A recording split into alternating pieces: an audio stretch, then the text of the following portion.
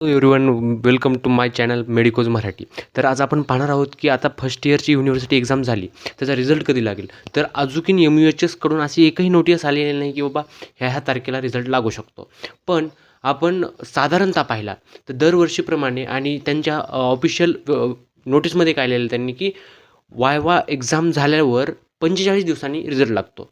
तर आता आपण समजून घेतलं पाहिजे की बाबा 14 मेला साधारणतः सर्व कॉलेजचे वायवा एक्झाम संपले होते. वायवा आणि प्रॅक्टिकल संपले होते. तर आपला रिझल्ट लागण्याची दाट शक्यता ही लास्ट वीक ऑफ जून आणि फर्स्ट वीक ऑफ जुलै यामध्ये लागू शकतो किंवा 15 जूनच्या पुढे समजून चला की कधीही रिझल्ट लागू शकतो. तर गेल्या वर्षी साधारणतः 24 जूनला रिझल्ट लागला होता. तर आपली शक्यता धरून चला की लास्ट वीक ऑफ जूनमध्ये सरळ रिझल्ट लागून जाईल. तर अशी कोणतीही नोटीस, ऑफिशियल नोटीस किंवा काही MUHSकडून अजून तरी आलेले नाही. त्यामुळे उगाच अशा अफवांना की रिझल्ट लागेलच, पुढच्या वीकमध्ये रिझल्ट आहे, असं काही टेन्शन घ्यायचं नाही.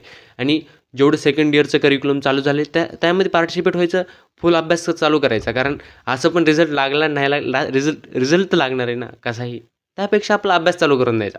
तर काही नाही, बेस्ट ऑफ लक सर्वांना. सर्वांचा रिझल्ट चांगला लागणार आहे. सर्वांचे पेपर आपले छान गेलेले आहेत, त्यामुळे काहीही टेन्शन घ्यायचं नाही. तर थँक्यू एव्हरीवन.